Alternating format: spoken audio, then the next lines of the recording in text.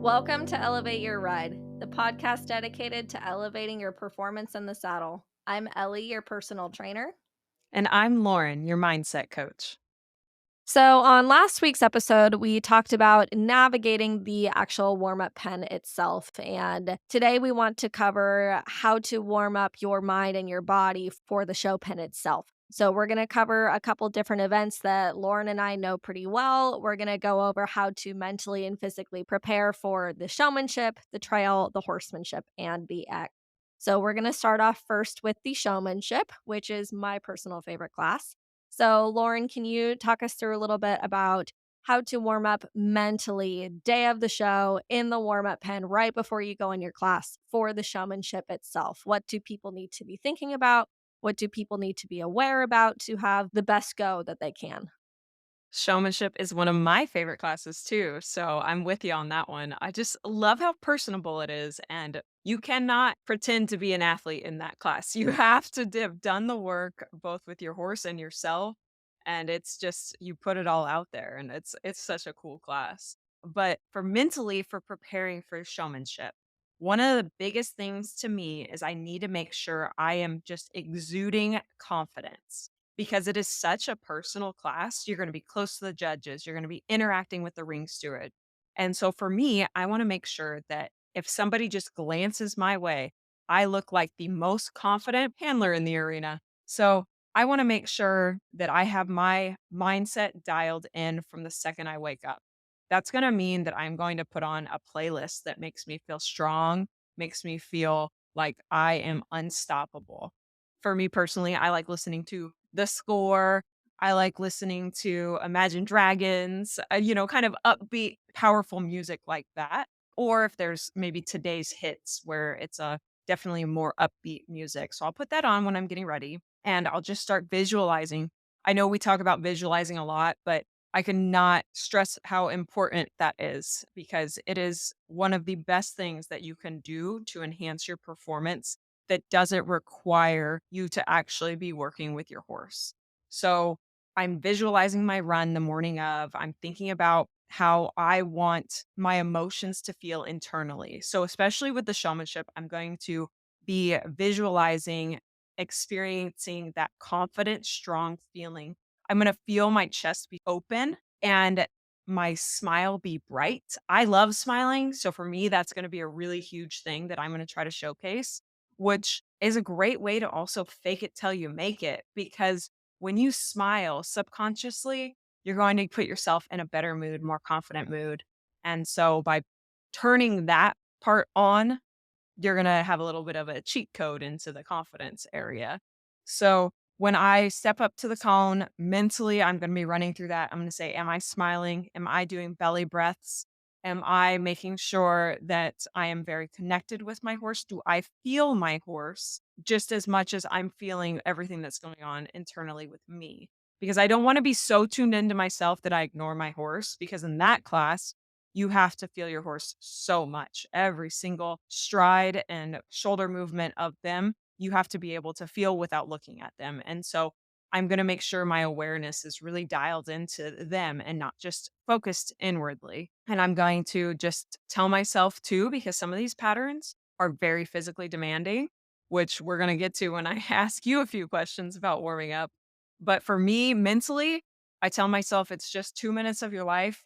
You can pretend that it's not killing you for 2 minutes and you can breathe really hard afterwards. But that's a question that I do have for you. Before you go into that, Oh, where do people go wrong in their pre-show mental warm up before they go into the show pen? Where do you see people lacking or have holes in their mental preparation for that class specifically? for that class specifically, I think they do get intimidated by the fact that it's personal. They feel that since it is a little bit closer of somebody watching you, even though they're still watching you the same in the other classes, since you're kind of on the ground and making eye contact with somebody more regularly, I feel that we put more pressure on ourselves to have to perform, and we feel more anxiety when things don't quite go right because it seems like more in that class, all eyes are on you. Even though all eyes are on you on all of them, I think the fact that you're actually making eye contact gets in your head a little bit. So if you can tell yourself, just because I'm making eye contact does not mean that I'm being judged harsher, then I think that that would help a lot of people be able to get over their showmanship, showing anxiety. I think the other hard part about showmanship is a lot of people feel really self-conscious about them, like, as a runner and with their balance and all that stuff in the dirt. Like, I think that a lot of people hate the showmanship because they feel like it judges them and their body type and their ability to be athletic the most. And I think how you can overcome that is by preparing your body correctly, that when you get to the show pen, you can have all that confidence that you need for the showmanship, because I totally agree. I think out of all of the classes, you have to have the most confidence for showmanship because I think it's a little bit easier to hide behind your horse in the riding classes if you're not as confident.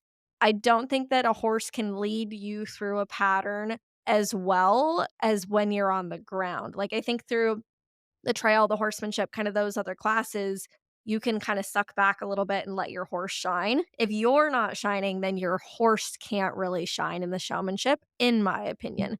So I think that if you step up to the cone and you're just, spilling out confidence from head to toe, then that's going to set you up more for success for the actual pattern itself. But if you get up there and you're like, but like I feel like I have a little bit extra weight around my midsection and I feel like I can't get my shoulders back and my smile isn't good enough and all this stuff. Like, I think that we get the most self-conscious about our bodies in the showmanship. Yeah, I think you hit the nail on the head with all of that. And that's where a good fitness routine beforehand is going to really help. I know that that's made a big difference for me, knowing that I can handle a lot of these physical maneuvers thanks to you by emphasizing the balance, emphasizing the strength, emphasizing the cardio, which I don't super love, but we do it just for this class. That's the thing about getting stronger in the showmanship is people come to me and they're like, "Okay, I need to get stronger at the showmanship. How many days a week do I need to run?" And it's really not about going and running itself. I don't run very often. I run maybe a mile, maybe once a week. I do not go running. And part of that is because the showmanship itself puts a lot of pressure on your lower leg, and there's a lot of concussion that happens when you're running in the style that is currently trending in showmanship. When you're kicking your heel out in front of you, toe up, heel down, and you land with your heel down and your legs straight, because your muscles are not really engaged in that extended position, all the pressure is going to go right into your heel, right into your knee, right into your hip. That your muscles are not in a stable position to help absorb that shock of the hard ground. And you're wearing boots. And then if you're wearing your showmanship outfit, you're in tight pants, you're in a tight jacket. The less that your body can move, the less shock absorption that you have. And in the showmanship, you're typically up high and tight. You're lengthening your spine. You're in your tight showmanship position. Like, your body is not in a good position to be able to absorb the shock. And so I actually don't recommend that people practice a whole lot of showmanship running itself. Like, I would not practice your actual showmanship run more than maybe once or twice a week. And if your body can't even handle that, then you need to figure out a way how you're going to build to that. But once you can handle doing it once or twice a week, I wouldn't practice your actual showmanship run a whole lot, because you're going to cause yourself to have shin splints. You're going to start seeing some knee pain, things like that. So that's part of the reason why I recommend people don't practice the actual showmanship run itself very often. And then with regular running itself, like trail running or out on the treadmill, you're actually kind of like, running can be very concussive and it cannot be super friendly on your joints. So you don't want to run a whole lot. And when you think about it, exactly what you said, when you're in the showmanship pattern, you're only actually running for like 2 minutes. You don't need to be able to go and run 3 miles to get better at the showmanship. You actually need to focus on more explosive type movements, like, because that's what showmanship is. When you think about it, you're sprinting and then you're stopping hard. You're sprinting, then you're stopping hard. That's what a showmanship run is. It's not go and run for a mile or 2 miles or 3 miles. So I really don't have people run a lot. I have people focus on their their flexibility. If you're not flexible enough to go through that full range of motion, because in that true showmanship trot, you want to be able to fling your leg out in front of you with your toe up, heel down, and have the flexibility, one in your hips and two in your lower leg, to be able to flick that leg out in front of you. So you need to focus on the flexibility for that part before you get to the horse show. And then you also need to focus on your balance. So if you're not balanced in your feet, your body is going to have to work 10 times harder to make sure you don't fall over when you're running in that uneven dirt. So, what I mean by that is if you go to flick your leg out in front of you and you're landing heel down, toe up, there's not much that's going to keep you from falling over if you're not balanced in your foot, because your foot's in a really unstable position. If you're not balanced in your foot and if you're not balanced in your core muscles, you're just going to fall right over. And that's not really what we want in the showmanship. So I have people in the gym focus on creating strong balance and strong core stability. Okay. So, yes, this podcast episode is to talk about what you can do in the show pen to warm up right before you go into your class. But if you're not putting in this type of work before you get to the show pen, then the warm up exercises that I'm about to go through, yeah, they're going to help you, but not as much. Like, you need to be putting in the time before you get to the show pen.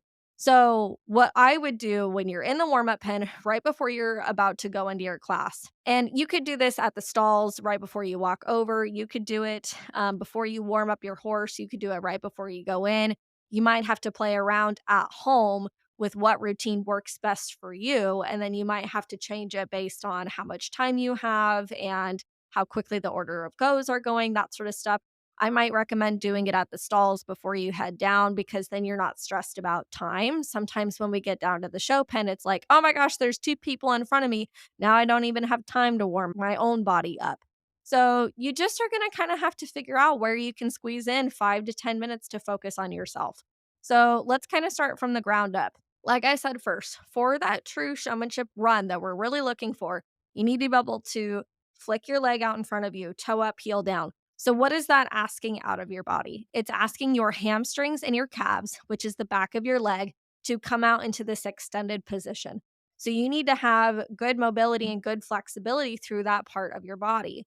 So, even though it's not necessarily always recommended to do static stretching before activity, because the showmanship run asks for that extension, you need to lengthen those muscles. Okay, so you need to lengthen your calves and your hamstrings. My favorite way to do that is probably forward fold, because it's going to stretch both of them pretty well. So you're going to stretch your arms up over your head, reach up and do a calf raise, and then you're going to bend over and you're going to touch your toes and you're going to stay there for 30 to 60 seconds. If that feels really tight, stay for 60 seconds. If it doesn't feel that tight, only stay for 30. Like, listen to your body and give it what it needs. And then I would stand up and then I would do a standing calf stretch. So you can go and stand right in front of a wall or in front of a mounting block, something like that. And you're going to keep your right heel on the ground, but you're going to lift your right toe up off the ground and you're going to put it against either that wall or that mounting block. And then you're going to push your entire body forward as much as you can. So you can imagine with my toe up, heel down, and I'm pushing my body forward. That's asking that calf to really, really lengthen. Okay. Again, hold it for 30 seconds. If it's really, really tight, maybe hold it for 60, maybe do it twice. And then you would switch sides. Okay. So that's the first thing. You need to lengthen the back of the legs. Otherwise, you're going to get a lot of knee in your run. And it's just not the style currently to have a lot of knee in the run. We like to see a flat knee. So lengthening the back of your legs is going to be super important for getting that really pretty photo and that really pretty look. And then the next thing that you need to focus on is you need to open up your chest. You need to do an open chest stretch where you bring your arms out to the sides and your fingertips on your ears. And you really, really need to open up those chest muscles. Again, I would hold it for 30 to 60 seconds. So those three stretches are the only static stretches that you're going to be doing, which static stretch, take a muscle into a lengthened position, hold it for 30 to 60 seconds, and then move on. We don't want to do any more static stretching because it doesn't warm our body up for exercise. All it does is just lengthen the muscles. Okay. Those are the only muscles that we need to lengthen for showmanship itself. And then the next thing you need to do is you really need to warm up your legs. Squats are great, but what's going to be more transferable to the showmanship itself is some lunges, or even better, some walking forward lunges. So for normal lunges, I would just stand up tall in your showmanship position with your arms. You step your right foot forward, you go down into a lunge, you stand up, you step back, and you alternate legs. Okay. So I would do some of those. If you have quite a bit of balance and you've been practicing them at home, I would do some walking forward lunges. So you step your right foot forward, you go down into your lunge, you stand up, and then you step your left foot forward into a forward lunge. You go down, you come up, and you keep alternating legs. You're probably going to want to do about 10 to 20 reps of those. You want to think about warming up your leg muscles without fatiguing them. You don't want to do 50 or 60 lunges because then you're going to be so freaking tired. You're not going to be able to go out and perform. You're going to be huffing and puffing even more, and your legs are not going to be strong enough to keep you stable. And then you need to activate your core muscles and work on your balance. So you can do one exercise that it's going to achieve both of these things, and that's called an alternating knee raise. So you would stand up tall, hold your arms in that showmanship position. You're going to balance on your left leg, and you're going to raise your right knee up in front of your right hip to about hip height. And then you're going to set that right leg back down. And then you're going to lift your left knee up in front of your left hip and then back down. And you're going to keep alternating. Again, I'd probably do about 10 of these. You could maybe do 2 sets, but that's really going to focus on the balance in your foot and then your core muscles being engaged to keep you stable. So, all of that is maybe going to take 5 to 10 minutes. It's not going to take super long. Focusing on just those pieces is really, really going to set your body up for success for the showmanship. If you feel like you need more, I would say you could do a couple sprints without your horse. So I would do your showmanship position and I would just sprint maybe 20 feet, and then I would stop, and then I would turn around and I would sprint again. I would not do it more than 3 or 4 times, but that would be probably the only other thing that I would do right before the showmanship. And then your body's going to be ready to go. So I wouldn't do your warm up and then go sit back at the stalls for 30 minutes or an hour because your warm up won't do anything for you at that point. So I would do it right before you put your halter on when you walk down to the show pen or at the show pen itself. Should we practice this warm up routine at home so we kind of have an idea as to how long it's going to take us? Yes, that's actually a really good point to bring up. If you have never in your life done any of these movements, right before the show pen is not the time to do it. You need to be practicing all of this stuff at home a couple of times. And also, maybe don't do it for the first time at the world show. Like, practice it a couple times at home or at some smaller local shows before you never want to introduce something brand new into your routine when it is a really big deal, like at the world show, right? So practice these things at home and then do it when you're at the show. Hi, everyone. It's your personal trainer, Ellie. If you're looking to become a stronger, more balanced, and flexible rider, I'm here to help. I offer virtual personal training sessions and customized workout plans that you can complete on your own. As a fellow competitor, I understand the physical demands riding requires, and my goal is to help you perform your best for your horse, whether you're preparing for a show or just want to improve your everyday rides. Visit lopendowntherailfitness.com or click on my website tab in the notes of this podcast episode to learn more. Let's work together to elevate your ride. Let's focus on the trail next. So, Lauren, how do you warm up your mind for the trail class? Because it's quite a bit different than the showmanship. Absolutely. So for the showmanship, I'm going to try to be confident and be in complete control. However, when it comes to trail, you still want that confidence, but you're almost going to have to adopt an attitude of a duck shaking water off of its back, right? You can't let whatever is happening with your horse and in the pen and with the poles affect you. You have to have that great bounce back percentage, like we talked about on a previous episode about where you can have a mistake, but it's how quickly you recover from that mistake is what's going to make you a champion in the trail. Because very, very rarely do you have a perfect trail run, but it's a matter of making sure that the whatever fault you have does not turn into a downward spiral of fault after fault after fault. So I'm going to make sure that in the morning when I wake up, I'm going to listen to my little power jam. I might not be quite as powerful as I would for the showmanship class, but I'm still going to have very positive, upbeat music going on. I'm going to make sure that I feel like I can accomplish and tackle whatever task is in front of me.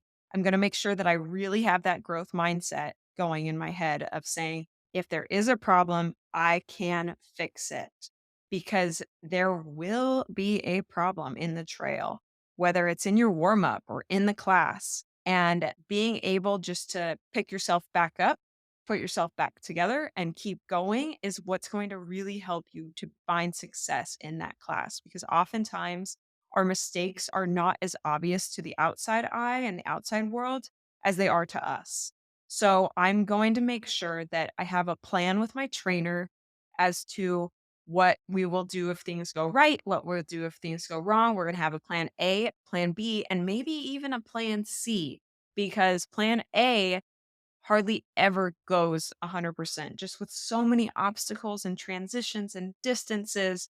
So I really want to have an open mind when I'm entering that class, when I'm warming up, because it's going to be difficult to try to get all the obstacles put together in a busy warm up pin. It's going to be difficult to showcase your horse when, things are going on in the outside. And I just really want to make sure that I am confident but that I am malleable. So, growth mindset, bounce back percentage, those two things all day long for the mental warm up in the trail. Yeah, I think for me, the thing that's most important is probably the bounce back percentage. So that's your ability to, like, when something goes wrong, like you miss a spot on your lope overs or you break gate, something like that, something that's pretty major. How can you come back from that and not let it affect the rest of your pattern?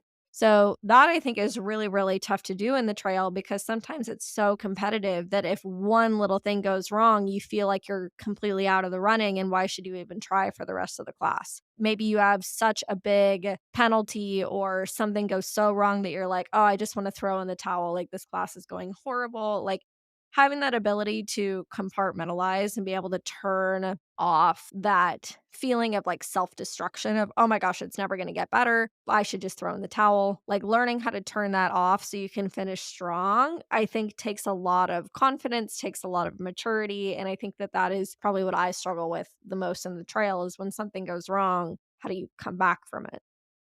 Yeah, and one thing in regards to that is just because you're not going to win under the judge's card doesn't mean you can't still have a winning or successful run in your mind or in your trainer's mind.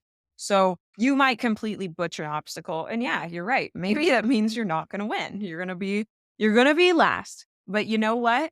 If you can recover, your horse doesn't really know that they're gonna be a loser. What's that mean to them? They're still gonna get fed that night. So if you can have a very fruitful and productive rest of the run where you build their confidence, you build your confidence. Maybe you try something new that you and your trainer have been working on, but you were too afraid to risk it for fear that you weren't going to win the class. Well, you're not going to win anyways. So give it a try. And I think if you can adopt that mentality in the trail of just because I quote unquote blew the class doesn't mean I have to blow the rest of my run. Yeah, 100%.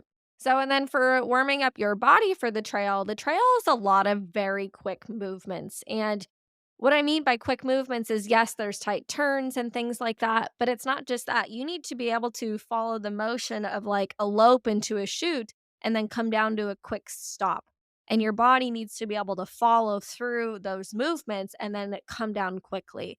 And it's in a split second. And a lot of times in the trail, you only have one or two strides to change gait, whether it's changing up or changing down. So you need to be able to have your mind and your body working together for those quick movements. So, normally I wouldn't say to do a whole lot of power type exercises, but I actually think that they transfer over really well into the trail itself. So, the two things that I'd focus on the most for trail is lateral stability and lateral control, and then power type exercises.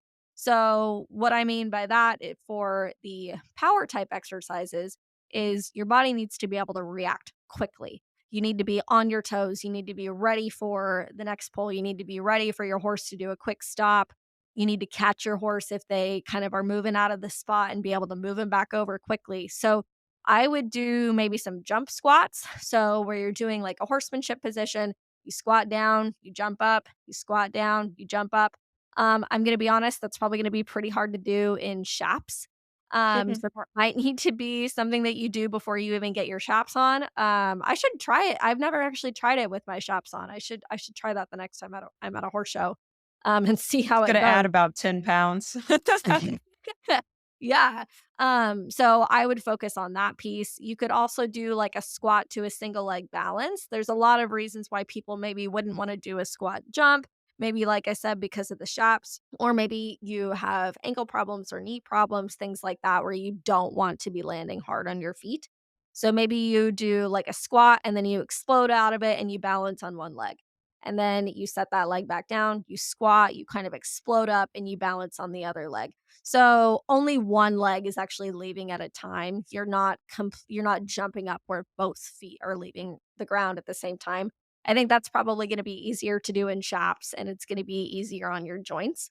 So that's going to help get you ready for some of those quick movements. And then for the lateral stability, I would do some lateral side lunges. So I'd do your horsemanship position, I'd bring your legs really far apart. I'd side lunge to the right and then stand back up. Then I'd side lunge to the left.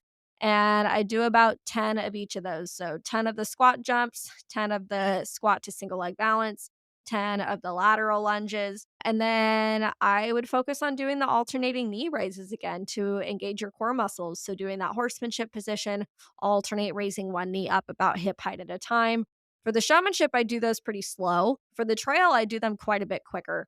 The trail, you need to be able to move quickly and you need to prepare your body for that. And if you feel like you need some mobility as well, then I would do like some standing hip circles. The trail is super important where you need to be able to move really fluidly with your horse. So I would stand up and I just move my hips kind of in a full range of motion, almost like a hula hoop, and just get that full range of motion circle about 10 in each direction. And that's probably all that I would do for the trail.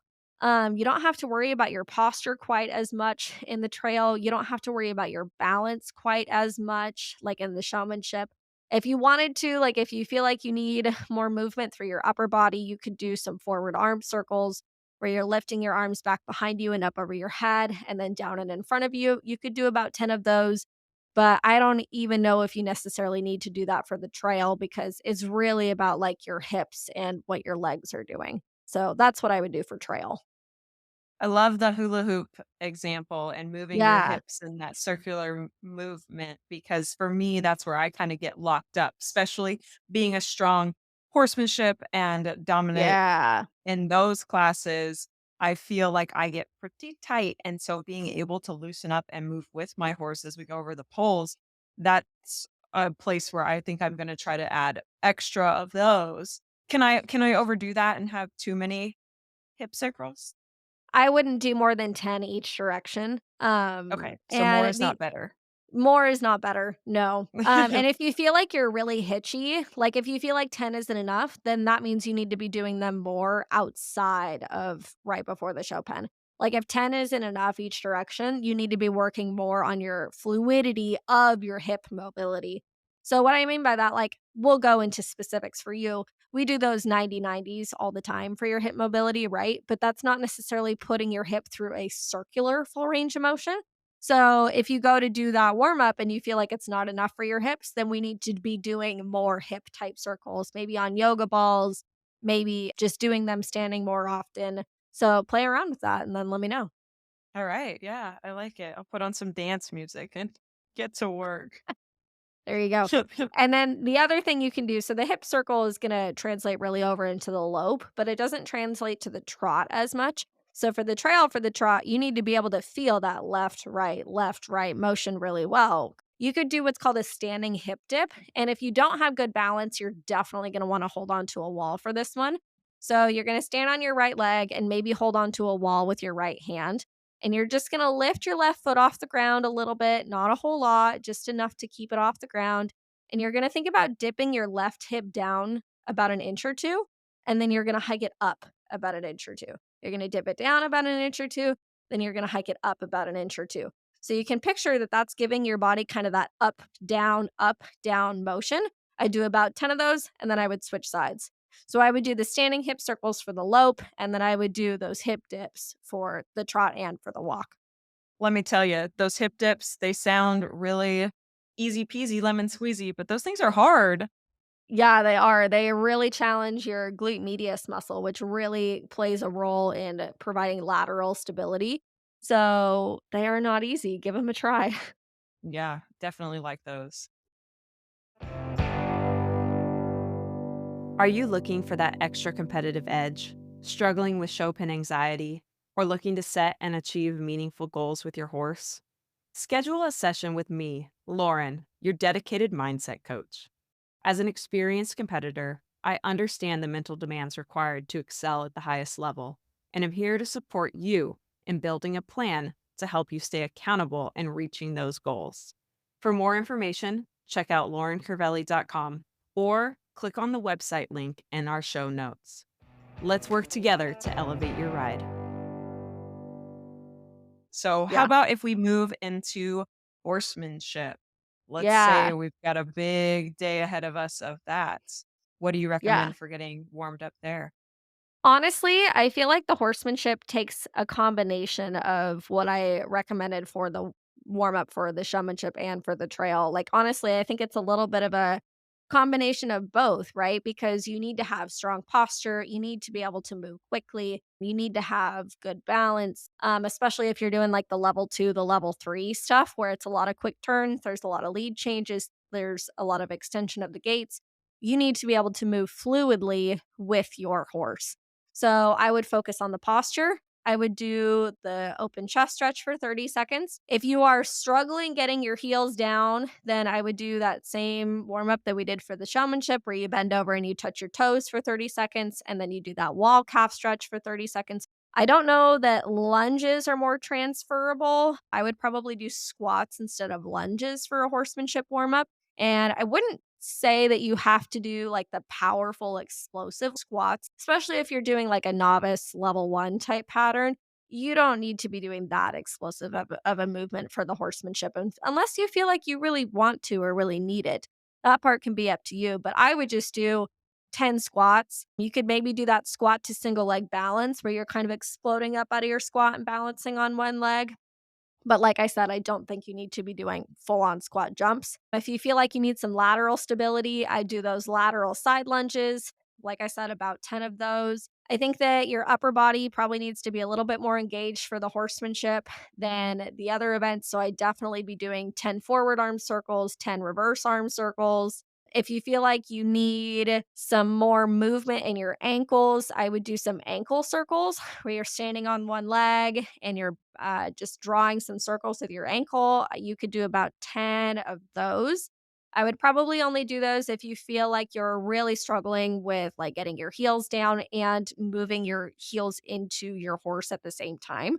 So a lot of riders can either put their heels down or have their feet in their horse. If you feel like you struggle doing both at the same time, then doing some ankle mobility right before you get on is going to be really important. And engaging those core muscles, doing that alternating knee raise. So that's probably what I would do for the horsemanship, which seems like quite a lot. That warm up is probably going to be closer to 10 minutes instead of closer to 5. So keep that in mind if you're going to do all of those things, that the horsemanship warm up is probably going to be a little bit more extensive than the showmanship and the trail, just because there's so many more body parts that need to be working together. And then, same thing, if you feel like you're struggling with flowing with the movement of your horse, you can do those hip circles, you can do those hip dips. Like, just kind of look at your body and see what it needs, and then give your body what it needs. Yeah, and that's where working out at home before you get to the horse show is going to really reveal a lot of these things to you because you're going to feel the tightness, you're going to feel the imbalances, and you're going to be able to know where your maybe weaknesses are that you are going to want to maybe give a little bit more attention to right before you go show. Yeah. So, what about your mindset for the horsemanship? Yeah, so horsemanship. Whew, this one for me, as much as I want to say I feel like I need to be the most confident in showmanship, Confidence is going to be the underlying theme for every single class. But horsemanship, I am thinking powerful. Now, let's do a little disclaimer. I'm talking as a level 3 writer. If I am a rookie or just getting started, my biggest area of focus is going to be on correctness. But if we're talking about a level 3 writer, I'm going to think power. So I want to be able to compartmentalize every maneuver that I do and have each maneuver be as powerful as possible. And that's where it kind of comes into play with where you said the explosiveness. So I want to make sure that I'm getting the most out of myself and my horse with every maneuver that we do. I'm going to visualize and I'm going to visualize myself being very strong. I'm going to visualize my trainer's voice in my head when I'm doing all of these maneuvers. And I want, when I step up to that cone, that judge to look over and say, "This is gonna be exciting." And you can do that just with your body language, right? You don't have to have the flashiest horse, you don't have to have the flashiest outfit.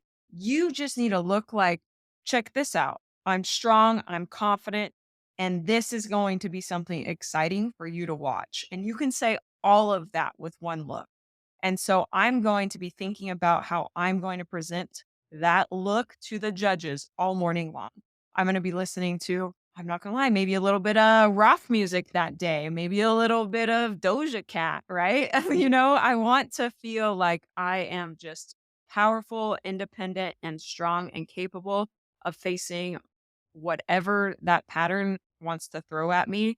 I'm definitely going to, like I said, compartmentalize each maneuver because horsemanship, it's really easy to try to flow. Well, I'm not going to say flow, smush it all together because we want to flow it all together. But sometimes when we get wrapped up in the power element, then we get to smushing things together and it gets rushed and it all falls apart. So that's where we go back to, if you're not level 3, starting with the idea of correctness and then building power as your correctness becomes more stable and reliable, then you're gonna be able to accomplish so much more that way. Yeah, can you talk a little bit about why you wouldn't necessarily wanna have that mindset as a rookie or level 1 writer? Sometimes you don't know what you don't know, and you don't know where those limits are and where the wheels are gonna fall off, right? Yeah. So, sure, you have to test your limits, but at the show pen is typically not the best time to do that. Do it when you're with your trainer and at home and you guys are in a controlled environment to be able to see what you're capable of and what your horse is capable of. But when you are showing, especially at an early level, an entry level, you want to build your confidence, your horse's confidence, and that strong foundation that's going to allow you to move up the ranks and do all the cool things. So I definitely think that leaving the power at home is a great place to start when you are trying to figure all of this out. I totally agree, and obviously, this is between every individual horse and rider and their trainer, but I also think that sometimes if you go out too powerful when you're a rookie or level 1, you end up creating, like, a lot of anxiety for you and your horse around patterns in general, right? Because things come up so quick, and you're trying to do them to the best of your ability and all that stuff, and if I think that you're totally on the money that you just need to focus on correctness, and then once you can have that correctness, then you can build on the flashier things. Exactly. And you can win a lot by just plus one and a half, plus twoing everything. You don't have to plus three everything to be the winner most times. Yeah, I mean, that was how I did as well as I did at level 1 is I was definitely not as flashy as a lot of the other big eck horses, but we were correct, and so we ended up placing above a lot of the flashier people because we just focused on being correct and not being flashy, so Yeah, sometimes it will pay off. yes, correctness and consistency is your best friend in this. Yeah, for sure. Hey, Elevate Your Ride fans. Are you loving our show and looking for a way to show your support? Check out our line of Elevate Your Ride merchandise. From stylish t shirts to cozy hoodies to journals and hats, we have everything you need to represent your favorite podcast. Ready to gear up? Click on the Buy Our Merchandise Here link in the podcast notes, or head on over to our website, elevateyourride.co, and click on the store tab. Thank you for your support. Make sure to like, follow, and share our platform with your friends. So, what about the eck? Yeah, especially since you were just talking about that with your fun debut with your Yeah. little mare. Um, Hmm. I I really like the X. So the X to me is you would think it'd be fairly similar to the horsemanship energy wise, but the X to me has a lot more just flow and pace to it. I Yeah, want to it's be more strong, but elegant. I don't yeah, I don't want to have that kind of intense in your face vibe when I'm going to go do the equitation. I really want to feel like I look elegant, composed, and strong when I go out there. So when I'm getting ready to go do an eck pattern, I'm going to have a little bit more flowy music. I don't know if you know who Lindsay Sterling is, but she plays like this awesome violin and it's almost this intense metal violin situation. And that to Oh, me that's is awesome. very yeah, high level equitation. So I'll listen to something like that and just think, Yeah, I "Okay, was almost thinking, like, maybe, like, ballet type music, like, something that's, like, elegant and flowy and pretty, and yeah, I totally agree yeah." with that. Yeah, because a lot of times those patterns, there's not gonna be a lot of stopping in the middle of it. So you want to be able to create that flow within your energy, your mind, and your horse to be able to move with ease through all the different maneuvers that they ask for. And that really lends itself, like, especially to my personality because I'm not quite that powerful and do type person. I really enjoy the flow and ease into the next one and ease into the next thing. So that one's going to be a little more natural for me. And since I know that morning, I want to make sure that I don't take that for granted because sometimes if you feel more comfortable or confident with something, you get a little bit laxed in your mental preparation, thinking, oh, I've got this. But you need to take it just as seriously in your confident classes as in your ones that you feel like you struggle with a little bit more because they are treated exactly the same and your competition is going to be bringing their full force and mental capacity whether you are or not. So make sure that you set yourself up for success whether you feel you got it or not. Yeah, I totally agree. Like you said, Eck is similar to the horsemanship, but different in the same sense. Like it is way more flowy. It's not as stop and go. I feel like sometimes they're not necessarily like longer patterns, but they're bigger patterns. Like they use more of the arena. I think you typically have fewer markers, like fewer cones, things like that. It's more like a kind of like build your own adventure. And I think what Yeah, yeah, and, like, I've always heard trainers say, if you have a smaller horse, make a smaller pattern. If you have a bigger horse, make a bigger pattern. Like, I think that translates into Eck way more because they are really wanting to see, more of that English type horse and less of the Western type horse. You can still obviously, I'm proof you can still do well with a Western horse. You just have to be focused on being correct and you just can't be flashy, right? Like, there you kinda just have to have different mindsets versus, like, based on what type of a horse you're riding and what type of a rider you are. absolutely. Because Rooster and I, my little roan Western horse, we won the NSBA World and the amateur equitation. And if I would have told myself that I was out because I didn't have a big brown hunter horse, we wouldn't have even had a chance. But I knew that he was handy and I was strong, and we were going to showcase that pattern to the best of his ability to make him look the best that he could. And he showed up for me, and we were just consistent and correct and strong, and we flowed the whole way. And thankfully, it all worked out in our favor. Yeah, I think that there's usually definitely that mindset that you need a bigger horse for the act and you need to have that English type horse and that you can't do well if you have just, your little 15-1, 15-2 hand Western pony. But you can if you're correct. You don't have to have the big English horse to do well. And you shouldn't be scared of doing the English because you don't have the big English horse. You're still just as entitled to do that class as everybody else.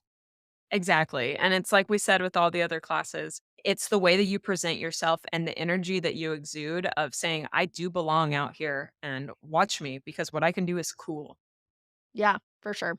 So for Yeah. working up your body for the act, it's probably going to be similar to what I said for the horsemanship, but a little bit different as well. So for the act, what's really important is you need to have that strong heel down, you need to have strong hips, and you need to be strong in your upper body. Those are the 3 main points that you need to hit in your act. It's kinda dependent on what kind of a pattern you have. If you have a really big pattern where you're doing a lot of two-pointing, you're doing lead changes, you're doing no stirrup work, then you might need to focus on those power exercises a little bit, but I would kinda base that off the type of pattern that you have. You might wanna start off with some squat jumps, you might not. Again, it will also depend if you're doing more of the level 1 rookie stuff or if you're doing the level 2, the level 3, but I would be doing squats. I would be doing squats and different variation of squats because when you're posting is a squat in and of itself. So I would start off strong with just some normal squats, squat down, squat up, do about 10 of them. And then I would also do some plie squats. So plie squats are going to target those inner thighs, which are really important for the ec. So bring your legs really far apart, your toes turned out, and then you do squats with your legs in that position. So you're squat down, squat up, do about 10 of those. I would also do some side lunges, alternating legs, do about 10 of those. You really, really want to get your leg muscles ready for movement and your hips flowing and ready for movement. Your hips need to be able to move a lot of back and forth in the ec, not quite as much side to side like the trail, but you need to be able to have a lot of front to back movement. And then those dang heels, right? So if you struggle getting your heels down, doing a stretch right before you go in is not going to inherently fix that, but it is going to set you up for success. So, forward fold, bend over, touch your toes for 30 seconds, do the wall calf stretch for 30 seconds on each side. For the X specifically, I might run through those 2 or 3 times. I might do an extra one where I do a deep squat. So you literally just squat down as low as you can. You hold it for 30 to 60 seconds. Really, really focus on lengthening the back of that calf. That's so, so important for the ec.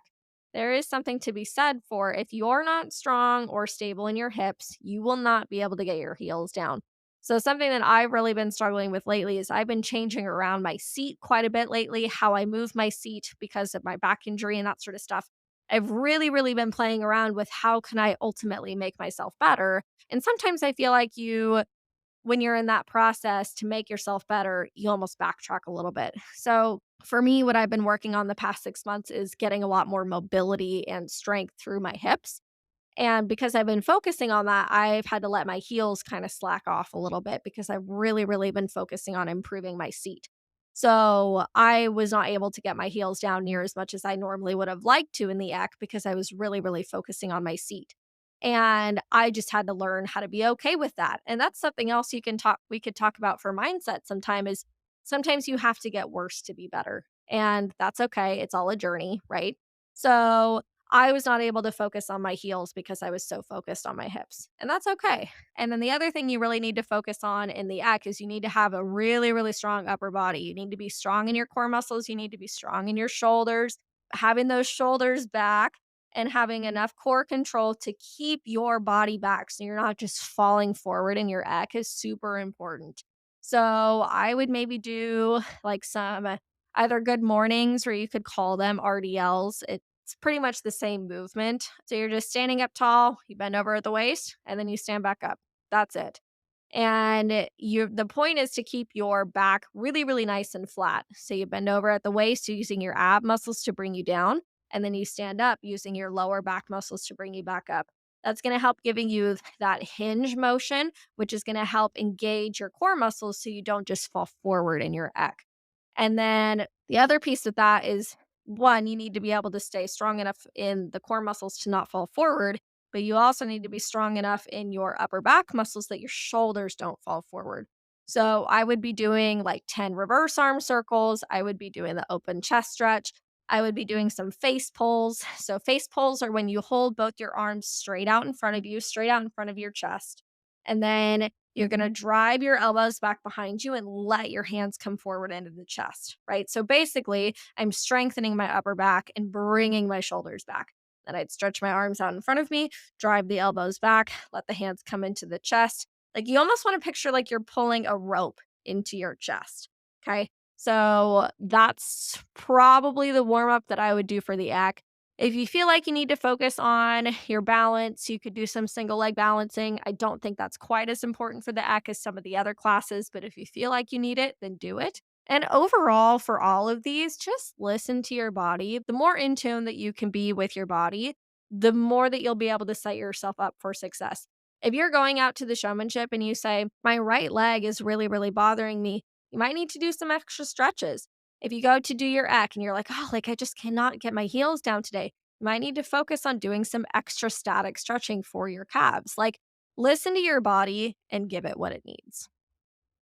Absolutely. I think that's the best advice that you could give for all of it is just really be in tune with yourself and trust yourself if your body's saying, hey, this hurts or this is tight.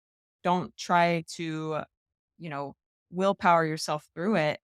Dig in and figure out why and reach out to either your trainer or a fitness professional if you can't kind of get it figured out yourself. But listen to what your body's telling you.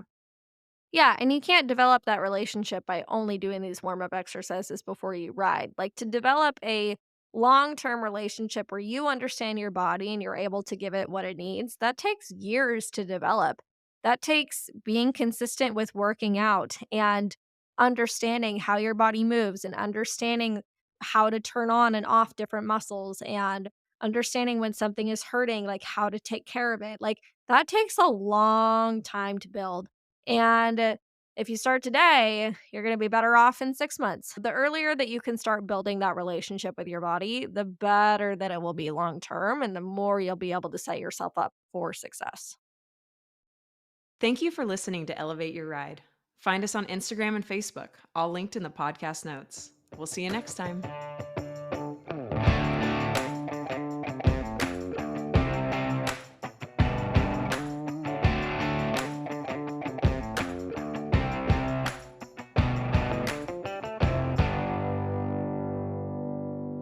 The information provided by Elevate Your Ride is for educational and informational purposes only and is not intended as medical or professional advice. While we discuss health and fitness topics related to equestrians, the content provided through this podcast is not a substitute for professional advice. The views expressed by the host and guests on Elevate Your Ride are their own and should not be taken as professional guidance. We strive to provide accurate and up to date information, but we cannot guarantee that the information will be applicable to every individual listener or that it reflects the most current research or guidelines. Before making any changes to your health and fitness routine, we strongly recommend consulting with a qualified professional who can provide personalized advice based on your individual needs and circumstances. Elevate Your Ride and its creators will not be liable for any direct, indirect, consequential, special, exemplary, or other damages arising from the use of information on this podcast. Thank you for listening to Elevate Your Ride. We are committed to providing high quality content and appreciate your trust in us as a source of information for your health and fitness journey.